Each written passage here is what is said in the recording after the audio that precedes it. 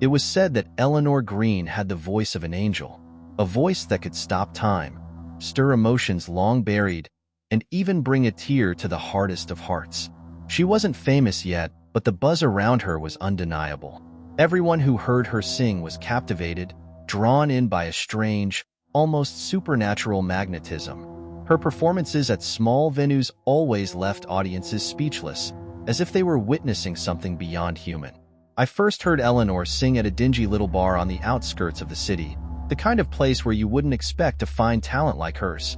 I had gone there on a whim, hoping to discover something new, and the moment she took the stage, I knew I was in for more than I bargained for.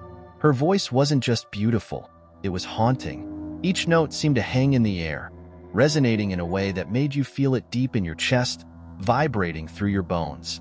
But there was something else, something underneath the surface of her songs. A sadness, maybe, or a darkness that I couldn't quite place. It wasn't just the music, it was the way she sang, as if she were trapped inside the melody, calling out for something or someone. After her set, I approached her, compelled to know more. Up close, Eleanor was as striking as her voice. Her dark hair fell loosely around her pale face, and her eyes, though kind, had a distant, almost hollow look to them, as if she was seeing something none of us could. "You're incredible," I stammered, feeling awkward but unable to stop myself. "Where did you learn to sing like that?" Eleanor smiled, but it didn't reach her eyes. "Thank you," she said softly. "I didn't learn. Not really. It's just something I've always had. A gift, I guess." We talked for a few minutes more, mostly small talk about her music and how she had only just started performing live. There was something about her, though, something unnerving. It was as if there was a weight behind every word she spoke, like she was holding back a part of herself. I became obsessed after that night. I couldn't get her voice out of my head.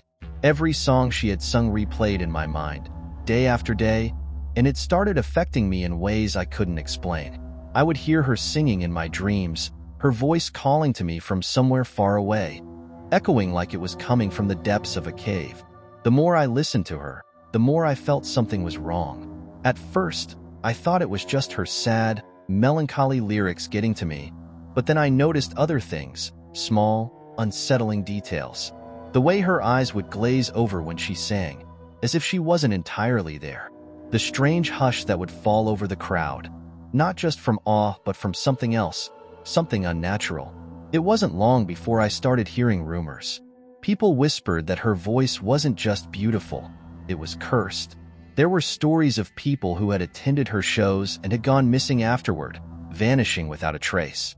Others spoke of sleepless nights, haunted by her songs, unable to escape the eerie pull of her music. Some said she had made a deal with something dark, something ancient, to achieve her talent. I brushed it off at first. People always talk, but the more I heard, the harder it became to ignore. There were too many stories, too many coincidences. And then there was the fact that, despite her growing popularity, there was almost no information about Eleanor herself. No social media, no interviews, nothing. It was like she didn't exist outside of the places she performed. Against my better judgment, I went to another one of her shows. This time, I made a point to sit closer, near the front of the small, dimly lit bar. As soon as she stepped onto the stage, that same chill crept up my spine. Her voice was even more mesmerizing up close. Every note so perfect, so otherworldly, that it felt unnatural. But as I watched her, I noticed something horrifying. Behind the beauty of her voice, there was a flicker of pain, of desperation. And as she sang, her eyes locked with mine for a split second, just long enough for me to see the terror buried within them. It was like she was trapped. That's when I realized her voice wasn't just a gift. It was a prison. After the show, I waited for her outside, determined to talk to her again, to figure out what was happening. When she finally came out, she looked exhausted, her skin pale and clammy, as if singing had drained the life from her. "Eleanor," I said, stepping forward, "I need to know. What's going on? Your voice, the way you sing. It's not normal." She looked at me, her eyes filled with something that resembled fear. "You shouldn't have come back," she whispered, glancing around nervously, as if someone, or something, was watching us. What do you mean? I asked, my heart pounding. What's happening to you? Eleanor hesitated, biting her lip as if she was struggling with whether or not to tell me. Then, in a low, trembling voice, she said, "It's not my voice. Not anymore." She told me everything, her words spilling out like a confession she had been holding in for years. She had always been able to sing, but her voice wasn't anything extraordinary, not until she met him. She didn't know his name, only that he had appeared one night after a performance, offering her something she couldn't refuse. He promised her a voice that would make the world listen, a voice so powerful that no one could resist it. But there was a cost, there always is. At first, it seemed too good to be true. Her voice transformed, and with it came the adoration of everyone who heard her. But soon, strange things started happening. People who heard her sing too often began to change. They became obsessed, unable to think of anything else but her voice. Some of them disappeared, drawn to something she couldn't explain. And then there were the dreams, terrifying, vivid nightmares of voices calling out from the darkness, pleading for help. But the worst part was the silence. After every performance, Eleanor's own voice grew weaker. When she wasn't singing, she could barely speak, her words coming out in a hoarse whisper. It was as if, with each song, she was giving away a part of herself, piece by piece. "I can't stop," she said, tears welling up in her eyes. "Every time I sing, it takes more of me. But if I don't, he'll come for me. He's always watching." I didn't know what to say. There was a deep, primal fear in her voice, a fear that chilled me to the core. Whatever deal she had made, it was consuming her, and there was nothing she could do to escape it. "I'm sorry," she whispered, stepping back into the shadows. "But you should go. You've heard too much." I tried to protest, to tell her I would help, but before I could say another word, she disappeared into the night, leaving me standing alone, the echoes of her voice still lingering in the air. That was the last time I saw Eleanor Green. In the weeks that followed, I tried to find her, but it was like she had vanished off the face of the earth. The bars she used to perform at had no record of her, and no one seemed to remember her name. It was as if she had never existed, but I still hear her voice sometimes, late at night, when the world is quiet and still. It drifts through the air, faint and distant, calling out from somewhere far away. And every time I hear it, I feel that same cold, creeping dread. I think she's still out there, somewhere, singing for him.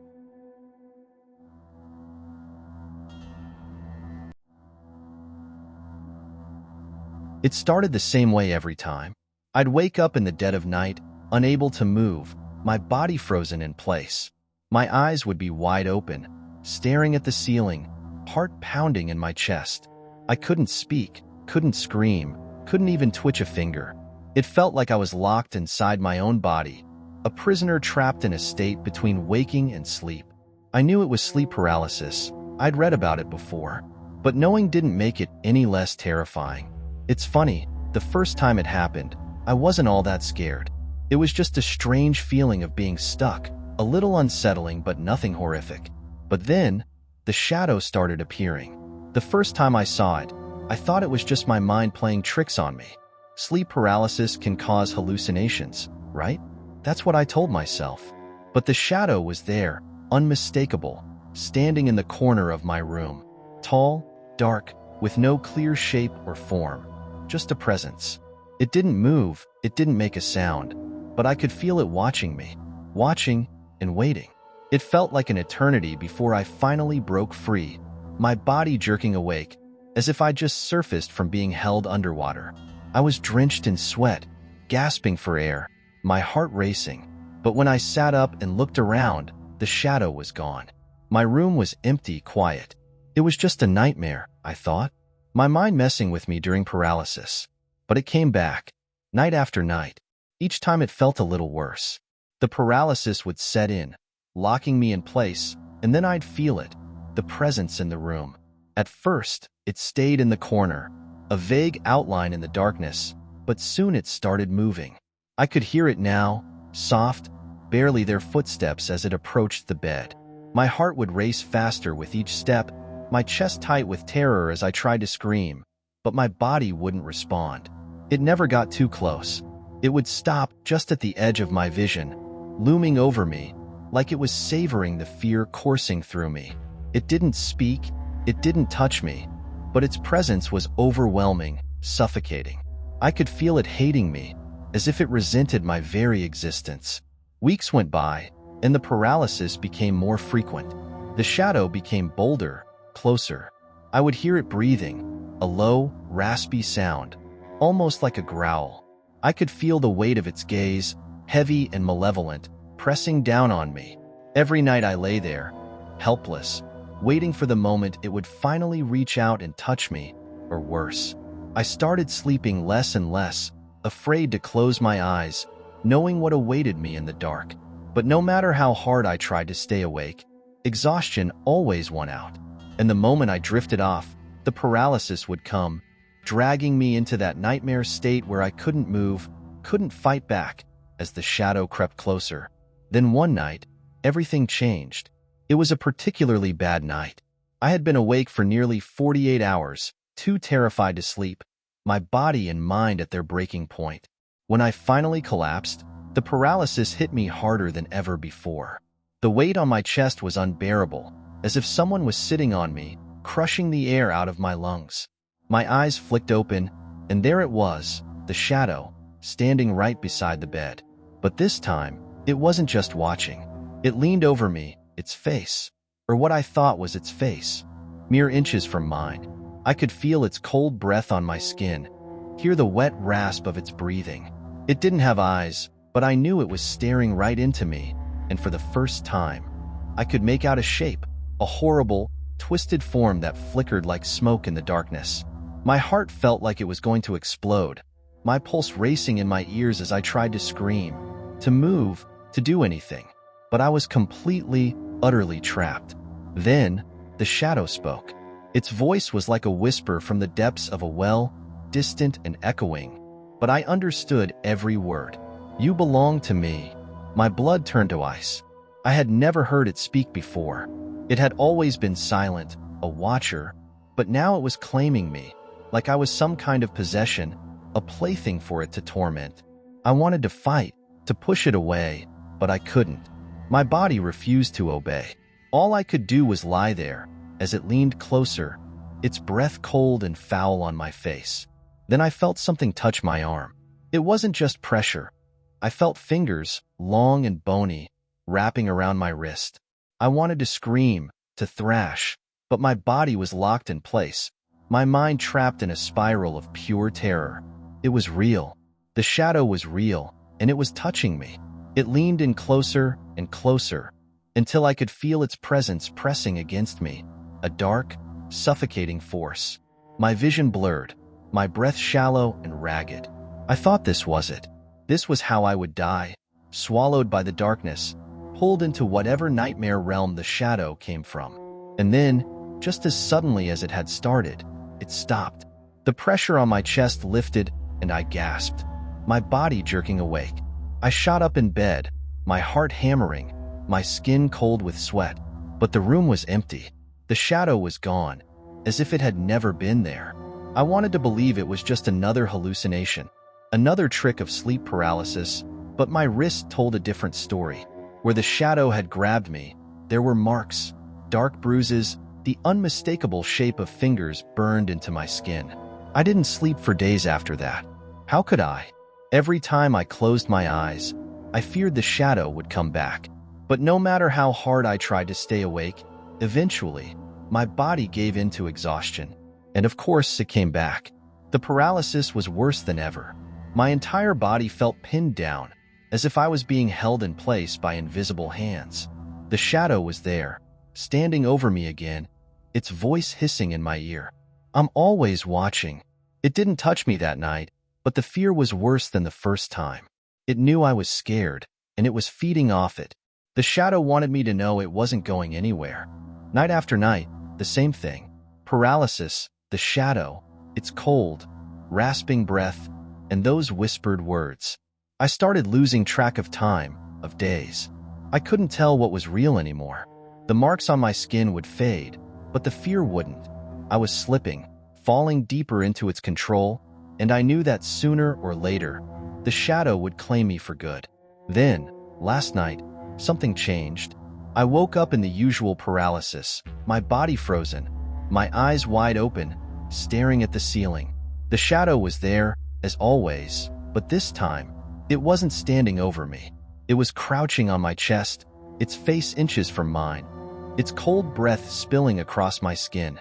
"You can't escape," it whispered, its voice so close I could feel the words. "You'll never be free." And then it smiled, a horrible, twisted smile that seemed to stretch across its entire face. For the first time, I saw its eyes, empty, black voids that seemed to swallow all the light in the room. I couldn't take it anymore. I fought with everything I had, every ounce of strength in my mind and body, forcing myself to move. And somehow, against all odds, I broke free. My body jerked awake, and I scrambled out of bed, gasping for air, shaking with fear. But something was wrong. The shadow was gone, but the room felt different. As I stood there, catching my breath, I realized something horrifying. I couldn't hear anything. Not the hum of the refrigerator, not the distant sound of traffic outside, not even my own breathing. The world was completely silent. And then I saw it. My body, still lying in bed, eyes wide open, mouth frozen in a silent scream. The shadow wasn't watching me anymore. It had taken me.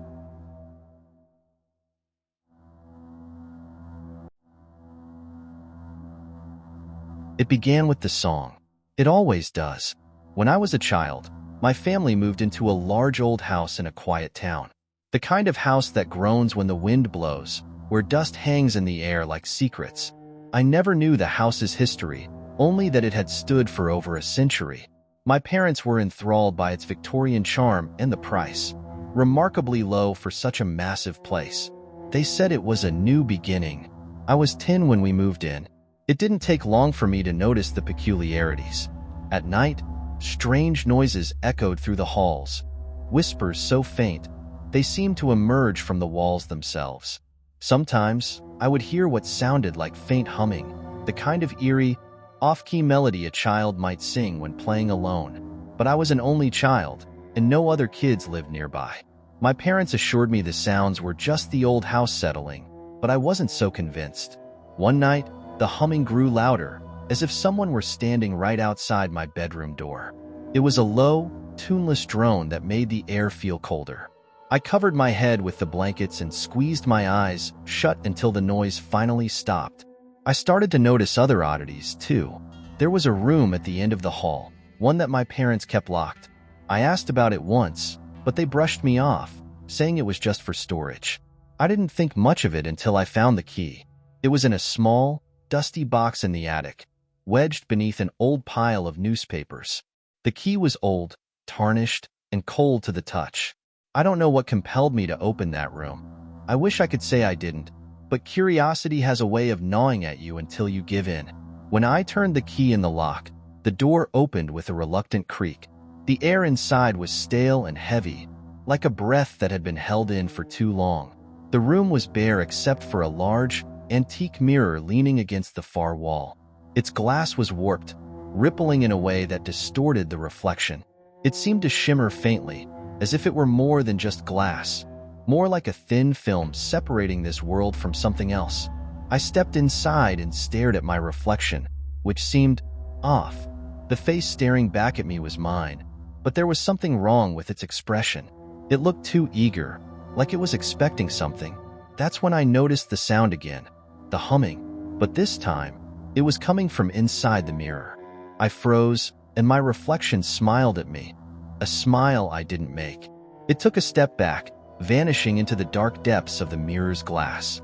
I stumbled backward, slamming the door shut and running back to my room. After that day, things changed. The house felt colder, darker. The humming came more frequently, always seeming to echo from different rooms, sometimes faintly, sometimes so loud it felt like the walls were vibrating. My parents seemed oblivious, brushing off my concerns with the same tired excuses. Old houses make strange noises, but this wasn't just noise. It was a presence. One night, The humming grew louder than ever before. It was coming from the locked room at the end of the hall, the one with the mirror. I knew I shouldn't go near it, but the sound pulled at me, an unspoken command that I couldn't resist. As I approached the door, I could hear it clearly. It wasn't just humming, it was singing. I turned the key and opened the door. The mirror was still there, but the glass wasn't just rippling this time. It was writhing, churning as if alive. Faces began to emerge, pressing against the other side, their eyes wide and mouths agape. They were singing, but it wasn't music. It was a low, discordant drone, like a choir of the damned. I turned to run, but the door slammed shut behind me. The singing grew louder. The faces pressed harder against the glass, stretching it outward. As I backed away, I felt the air around me grow thick, like being underwater. The mirror bulged, and one of the faces broke through. A pale, gaunt hand reached out, grasping for me. I screamed and scrambled toward the door, finally wrenching it open. As I fled, I heard the door slam behind me, the singing abruptly cut off. I didn't look back. I hid under my blankets for the rest of the night, trembling. The next day, I told my parents about the faces in the mirror, the voices. They looked concerned, but not in the way I expected. Instead of disbelief, they seemed worried. My father took me aside later and told me to never, ever go into that room again. He didn't explain why, and I didn't ask. I wasn't sure I wanted to know. I never opened that door again, but I couldn't escape the sound. It followed me, even when I wasn't in the house. At school, I would catch faint strains of humming in the hallways. On the playground, I'd hear low singing drifting from the woods at the edge of the schoolyard. It was always there, just out of sight, just beyond my reach. Years went by, and I moved away for college. I thought I had left the house and its horrors behind. But the song found me again. It came in the dead of night, echoing through my dorm room. I would wake up in a cold sweat, certain I had heard that low, droning hum somewhere nearby. A few months ago, my parents called. They were selling the house. I thought I'd feel relieved, like a weight lifting off my chest, but instead, I felt dread. The night before the sale was finalized, I went back one last time. I don't know why. Maybe I thought I needed closure, or maybe it was just that old, morbid curiosity pulling at me again. The house was empty, save for a few forgotten boxes in the attic. But as I walked the halls, I could feel it, like the house was holding its breath, waiting. I found myself standing outside the locked room at the end of the hall. The door was ajar. I hadn't left it open. I pushed it wide and stepped inside. The mirror was still there, dust covering its surface. I could barely make out my reflection in the haze, but as I stepped closer, I saw it clearly. The face on the other side, staring back at me with that same eager smile. It wasn't alone. There were other faces now, too many to count, their mouths opening in unison. The humming started again, low and soft, growing louder with each passing second. I tried to turn away, but I was frozen, rooted to the spot as the voices merged into a single, terrible chorus. I saw myself step back from the mirror, or rather, the reflection that was no longer me. It grinned wider, its eyes dark and hollow, as it began to walk away, leaving me trapped on the other side of the glass. Now, I'm still here, on the wrong side of the mirror. The house has new owners, a family with a young daughter. She hasn't noticed me yet, but I'm waiting. I hum softly to her at night, just loud enough to be heard but not understood. I know she'll find the key eventually. They always do.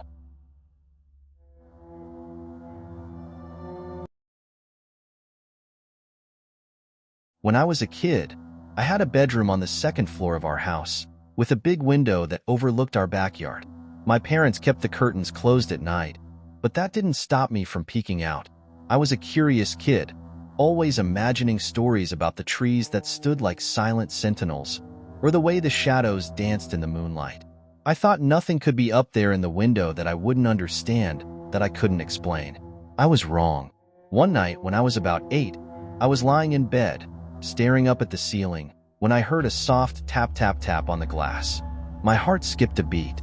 I figured it was just a tree branch, or some stray piece of debris blown by the wind. But curiosity got the better of me, and I sat up and glanced at the window. The curtains were drawn, but the tapping persisted, steady, rhythmic. I told myself not to be scared, that it was probably nothing. I tiptoed across the room and reached for the curtains. When I parted them, my blood turned to ice. There was a face looking in. It was pale and gaunt, almost skeletal, with dark eyes that seemed to sink into its skull. It hovered outside the window, its face level with mine, even though I was on the second floor. Its lips were pressed into a thin, twisted smile, revealing sharp, yellowing teeth. I froze, unable to scream, unable to move. I just stared at it, and it stared back. Then, slowly, it tilted its head to one side, as if studying me, curious and hungry. I finally found the strength to leap back and yanked the curtains shut. I ran to my parents' room, breathless and terrified. But when I told them what I saw, they didn't believe me. It was probably a trick of the light, my dad said. Maybe you were just half asleep, my mom added. But I was wide awake, and I knew what I saw. For a while, things were quiet. I didn't hear any more tapping, and I kept the curtains shut tight every night. But I couldn't shake the feeling that something was out there, watching. It was a feeling that lingered, a sense of being observed even when I was alone. The uneasiness grew until it was almost unbearable. I took to sleeping with the light on, but even that didn't help. Then, one evening, as I was getting ready for bed, the tapping started again. Soft at first, tap, tap, tap, but it grew louder, more insistent. I squeezed my eyes shut, willing it to stop, but it didn't. I thought about running to my parents, but I knew they wouldn't believe me. They'd say it was the wind or a tree branch. I had to prove to myself that it was just my imagination. So, with my heart pounding in my ears, I took a deep breath, marched over to the window, and flung the curtains open. The face was back, but it wasn't just staring at me this time. It was grinning, its mouth stretched impossibly wide, the lips parted, and I saw that there was no tongue, just a black abyss where its throat should be. The eyes rolled back into its head, and it let out a low, gurgling laugh that I could hear through the glass. I stumbled back, tripping over my own feet, and crawled toward the door. The tapping had become a frantic scratching now, like nails raking across the window. I scrambled out of my room, slammed the door shut, and didn't look back. My parents finally took me seriously after that night. They checked the backyard, the roof, everywhere. There was no sign of anyone. The window was high off the ground, with no nearby tree that could have reached it. They even called the police, but there was nothing anyone could do. They chalked it up to a prank or my imagination, but I knew better. I refused to sleep in that room after that. I started camping out in the living room, but the feeling of being watched never went away. Even in other parts of the house, I would occasionally hear that familiar tap tap tap at the window. After a while, my parents grew frustrated with my refusal to return to my room. They thought they'd calm my nerves by replacing the window. They took out the old glass and put in a new one, with locks and security film to make me feel safe. That night, I reluctantly returned to my room. For a while, things seemed normal. I almost felt silly for how scared I'd been. I slept soundly, the first peaceful sleep I'd had in weeks. But just before dawn, I woke up to a strange sound. It was coming from the new window. Tap, tap, tap. I tried to convince myself it was just a bird or some branches, but my gut told me otherwise. I didn't want to look, but I had to know. I reached out with a trembling hand and pulled back the curtains. The face was there, but now it was different. It was wearing my face. It grinned at me with my own lips, twisted in that same unnerving smile. Its skin was my skin, but stretched too tight, with eyes that looked dead and hollow. It was me, but it wasn't me. I stumbled backward and fell, hitting my head on the corner of my nightstand. When I woke up, I was in the hospital. They told me I had a concussion, that I was lucky nothing worse had happened. But when I asked if anyone had seen someone in my room, they gave me a puzzled look. The police had checked the house again and found no signs of forced entry, no evidence of anyone outside my window. After I came home, I refused to go back to that room. My parents eventually moved us to a new house, hoping a change of scenery would help. It did, for a while. I didn't hear the tapping again, and I was able to start sleeping normally. I even convinced myself that maybe it really was all just in my head. Years passed, and I grew up, but I never fully shook the feeling that something was watching me. One night, as an adult, I was visiting my parents and decided to stay over. They had kept the old house as a rental property, and I hadn't been back there in years. When I went upstairs to grab something from the guest room, I couldn't help but glance at my old bedroom door. It was ajar, and I saw that the window had been left open to let in the night air. And then, I heard it again. Tap, tap, tap. I closed my eyes and walked away, pretending I hadn't heard anything at all. But I knew it was back, waiting at the window with my own face, smiling, tapping, always tapping.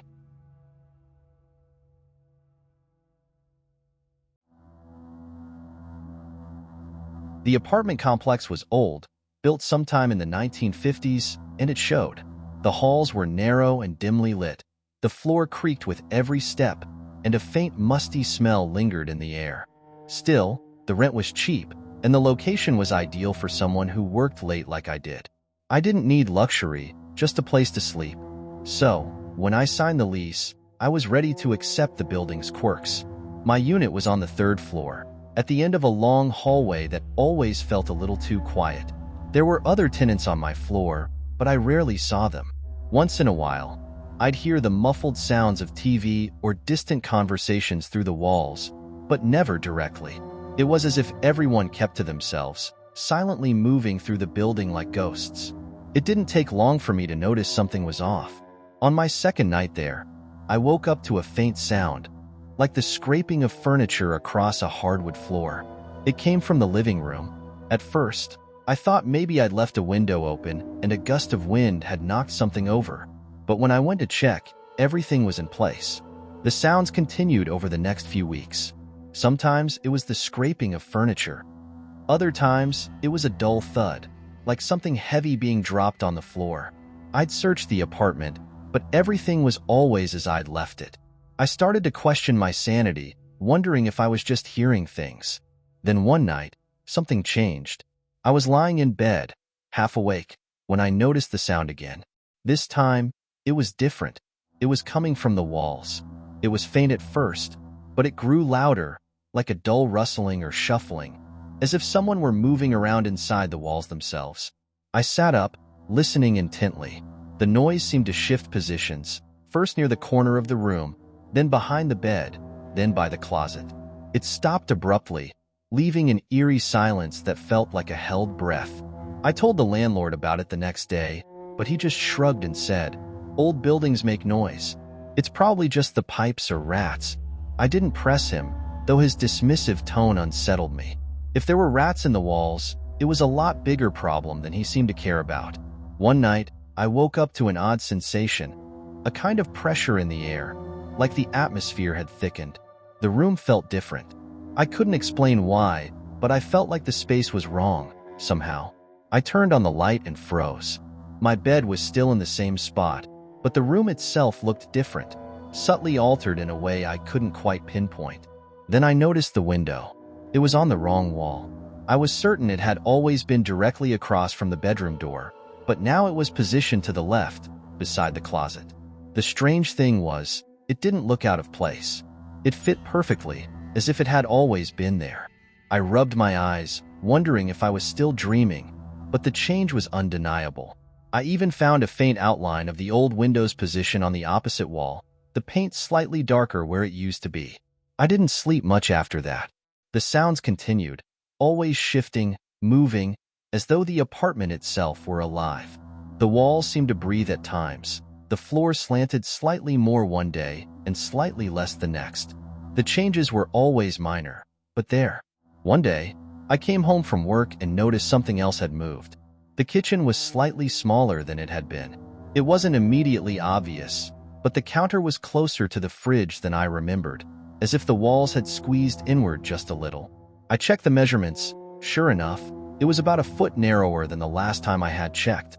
I asked my neighbor if he'd noticed anything unusual, but he looked at me like I was crazy. "It's an old building," he said dismissively. "Things settle, walls shift. You're imagining things." But I wasn't imagining it. The apartment was changing, almost imperceptibly, a little more each day. Then I started finding things that didn't belong to me. It started with small objects, an old lighter that I'd never seen before, a pair of reading glasses on the bathroom counter, a dusty, crumpled hat shoved in the back of the closet. I hadn't put them there. I lived alone. I thought maybe the previous tenant had left some things behind, but then I found the note. It was folded neatly and tucked under my bed, written on yellowing paper. The handwriting was shaky, uneven, as if written by someone in a hurry. It read, "Asterisk, do not trust the rooms. They move when you are not looking. Do not sleep too deeply. It will get worse, asterisk." I felt a chill creep up my spine. Whoever wrote the note had experienced the same things I had. I considered leaving, breaking the lease, and finding somewhere else, but I hesitated. Part of me needed to know what was happening, what the truth behind this place was. Over the next few weeks, the changes grew more drastic. The bathroom door moved 4 inches to the right. The ceiling in the hallway seemed to lower slightly, and the closet seemed to expand, almost as if the walls were pushing outward into some hidden space. One morning, I walked into the living room to find that the entire layout had shifted. The furniture was arranged in a perfect mirror image of how I had left it the night before. I hadn't moved a thing. I became obsessed. I started marking the walls with chalk, measuring distances, taking photos to prove to myself that the changes were real. And they were. Each day, the marks I'd made would shift, the measurements would be off, the photos would show subtle but undeniable changes. It was as if the apartment was slowly warping into something else, something unrecognizable. One night, I heard a loud crash, like furniture toppling over. I rushed to the living room, but nothing was out of place, at least, not at first glance. Then I saw it. A door. It was set into the far wall, a door that had not been there before. It looked old, the wood cracked and splintered, the handle tarnished and rusted. It seemed out of place, like it didn't belong in a modern apartment. I hesitated, but a strange compulsion drew me toward it. I reached for the handle, my hand trembling. When I opened the door, there was no room on the other side. No closet, no hallway, just darkness, impossibly deep, impenetrable darkness. The kind that seemed to swallow the light and absorb sound. I leaned in closer, squinting to see if there was anything inside, and that's when I heard it, a faint whisper, like a voice just out of earshot. I slammed the door shut and backed away, my heart racing. I wanted to leave, to get out of that cursed place, but the moment I turned around, I froze. The apartment had changed again. The walls seemed closer, the ceiling lower. The door I had just come through was gone, replaced by a blank wall. I bolted for the front door, but it wasn't where it was supposed to be. The entryway had shifted, and the door was now at the far end of the hall, a distance that seemed to stretch further the more I ran. My breathing grew ragged as I sprinted for the exit, feeling the walls closing in, the air thickening. When I finally reached the door and flung it open, I was not in the hallway. I was in the same living room I had just fled, only now it looked even more distorted. The furniture was gone, the floors slanted at odd angles, and that old door stood in the center of the room. It was open. I don't know how long I wandered the endless maze that my apartment had become. The rooms kept shifting, rearranging themselves like a puzzle that never had a solution.